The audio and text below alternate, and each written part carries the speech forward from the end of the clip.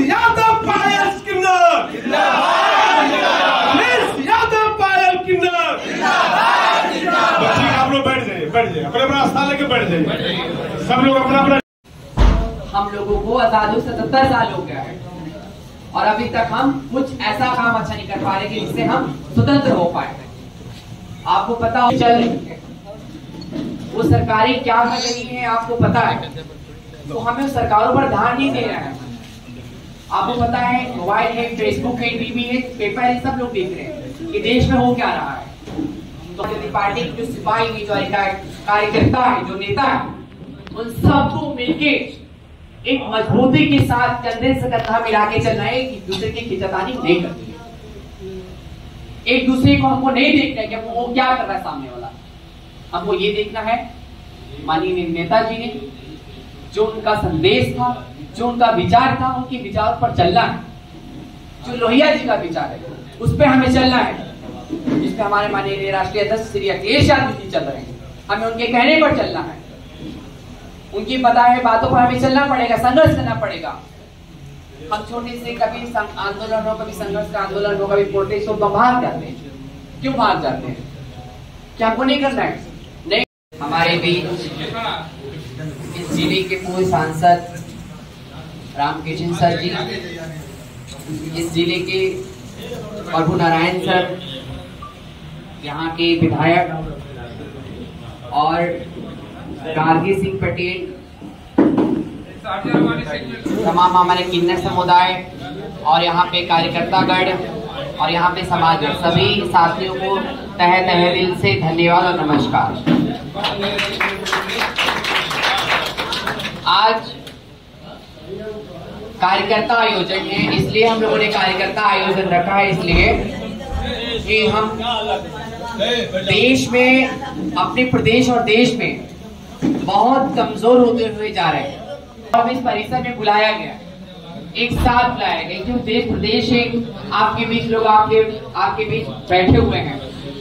ये हमारे वरिष्ठ नेता हैं, इन्होंने बहुत लड़ाई, बहुत संघर्ष देखे हैं, बहुत कुछ देखे। यहाँ पे कुछ ऐसे उम्रदार है जो आजादी को भी देखा है, जिन्होंने हमें चंदौली में बुलाया और हमारा सम्मान किया और हमें मौका दिया बोलने का।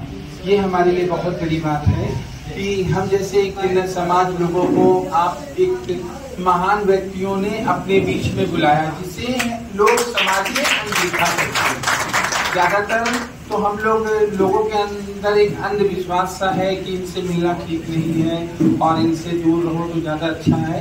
लेकिन जो ये लोग कहते हैं उन लोगों की सोच को मैं कहूँगी उनकी सोच बहुत गलत है, क्योंकि हम भी आपके ही शरीर से पैदा हुए हैं, हम अलग से नहीं आए हैं जो आप हमें अनदेखा करते हैं। तो मैं तो यही कहना चाहूंगी आप लोगों से कि हमें किन्नर समाज होकर, देखिए आज हम लोग समाजवादी पार्टी से जुड़े हैं और समाजवादी पार्टी से जुड़ के हम लोग कदम से कदम मिला के काम कर रहे हैं। क्या हमारे पास पैसा नहीं है, हमारे पास गाड़ी नहीं है, हम चाहे तो घर में बैठ के मौज से रहे, जिंदगी जिए, हंसे बोले, मस्ती से जिए, हमें कोई टेंशन नहीं है। लेकिन हम लोग फिर भी निकले। क्यों निकले हैं? क्योंकि हमारी जनता परेशान है, जिनका हम खाते हैं, जिनके बच्चों का हम मानकर जोड़ने की बात भी वही है। हमारे घर मंत्री जी बता चुके हैं कि आप आइए, आप कहाँ से समाजवादी में चली गई, आप इसमें आइए, आपकी आप जैसे लोगों की यहाँ जरूरत है। लेकिन मैंने उस चीज को नहीं चुना। क्यों नहीं चुना? मैं चाहती तो उसी के बैठ जाती, मैं भी मंत्री बनती, हमें तो अपनी जिंदगी मस्ती की जीने की इच्छा बनाती, अपना घूमती रहती, मौज कर। लेकिन नहीं, हमें जो जीवन मिला है, हम इस जीवन को एक आपके साथ जीना चाहते हैं, क्योंकि हमें जो आप लोग अपने से अलग करते हैं, हम नहीं चाहते कि आप हमें अपने से अलग करें। इसलिए और आपसे मिलके काम करना चाहते हैं। दूसरी बात, आप लोग सब लोग पहले एकजुट हो, जो मेन चीज है। समाजवादी में मैं देख रही हूँ बहुत सी चीजें में बहुत सी फूट है समाजवादी के अंदर। मैं देखती हूँ किसी को अगर टिकट मिलता है तो वो कहता कि ये हमारी जाति को टिकट नहीं मिला, हमारे व्यक्ति को टिकट नहीं मिला, मैं इनका साथ क्यों दूं, मैं इनको हरवा दूंगा। ये चीज आप अपने अंदर की निकाल दीजिए। आप उनको नहीं हराते, ये चीज आपके अंदर सबसे पहले आनी चाहिए। आप देखिए और पार्टियों में देखिए एक कितनी एकता होती है।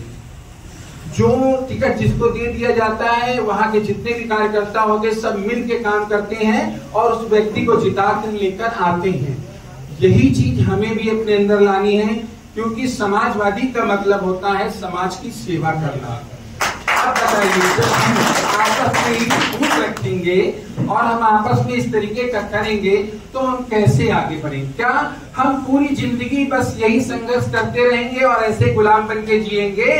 लोग आकर मौज करें और हम सब गरीब लोग परेशान हो रहे हैं, हम सब मारे मारे फिर रहे हैं। आज ऐसी हालत हमारी हो गई है, इस तरीके की हालत हमारे गरीब भाई बहनों की हो गई है कि घर में खाने को नहीं है।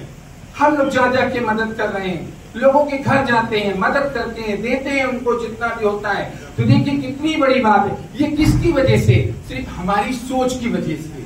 हम जिस दिन अपनी सोच को बदल लेंगे और हम जिस दिन सोच लेंगे कि हम समाजवादी हैं, हमें कोई नहीं हरा सकता कभी भी।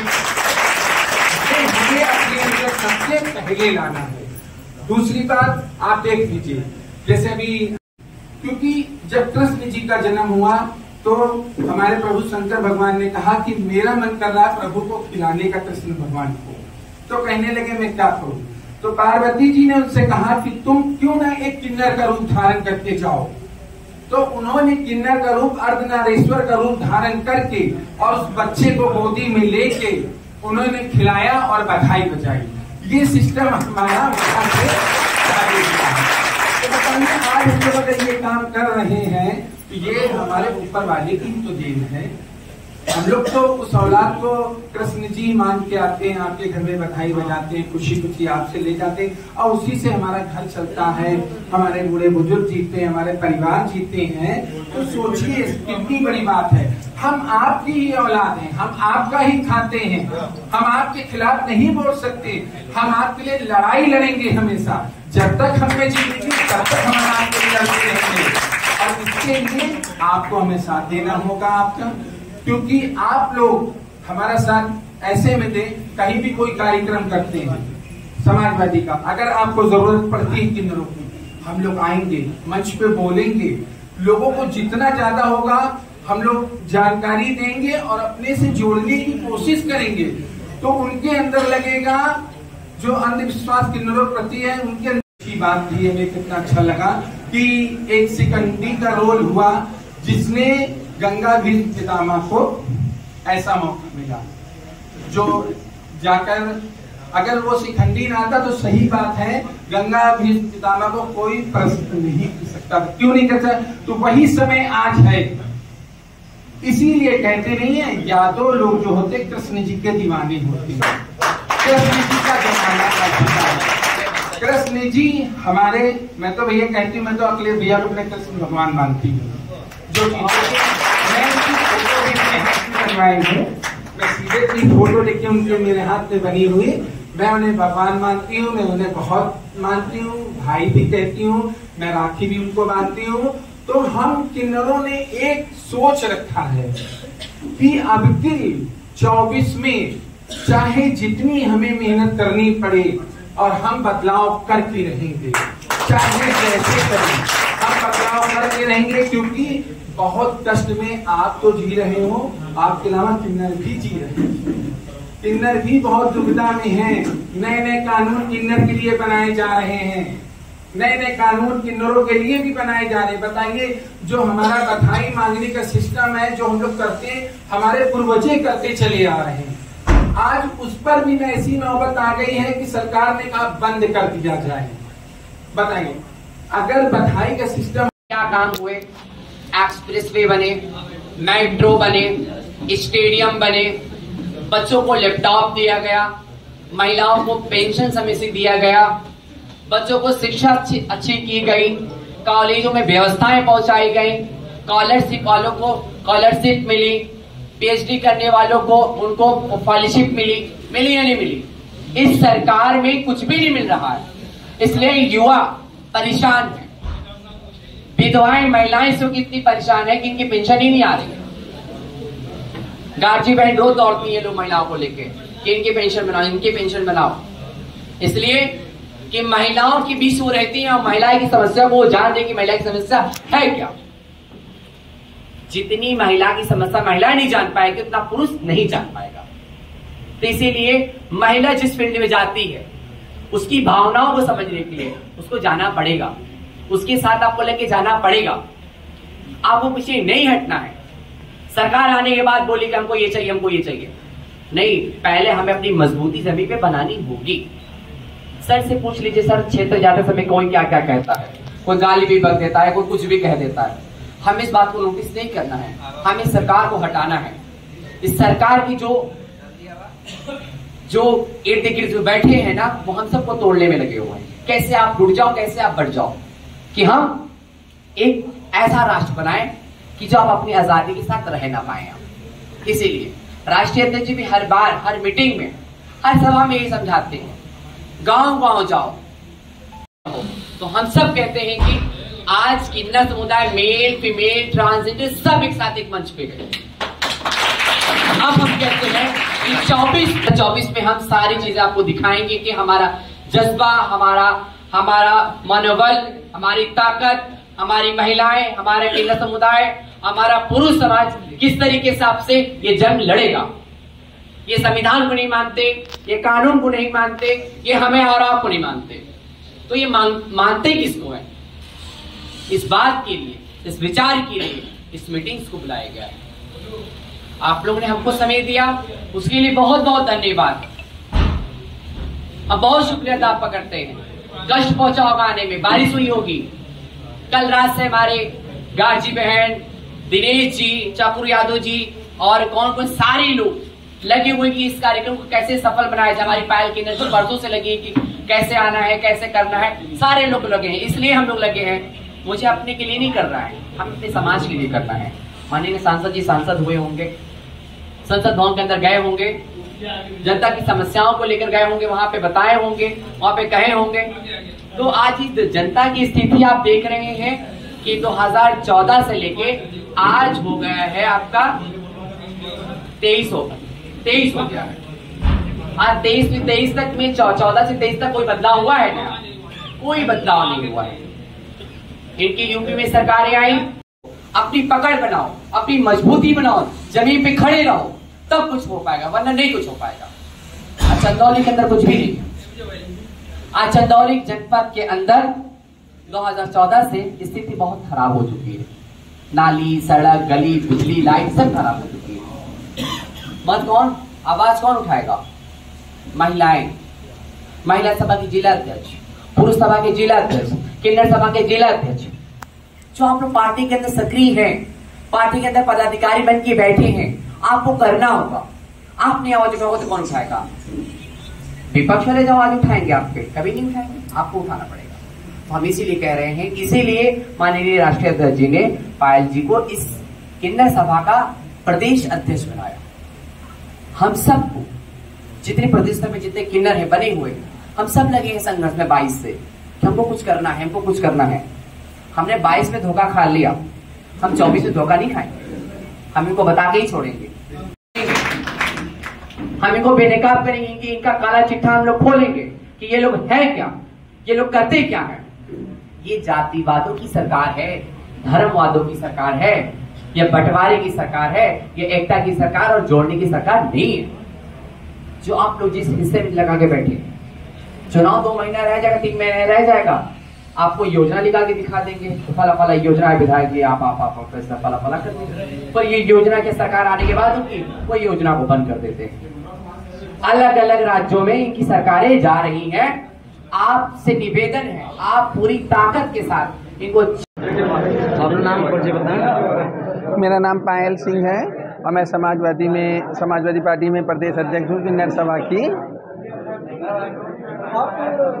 किस प्रकार का ये हमारा कार्यक्रम जो है समाजवादी एकजुट होने का कार्यक्रम है।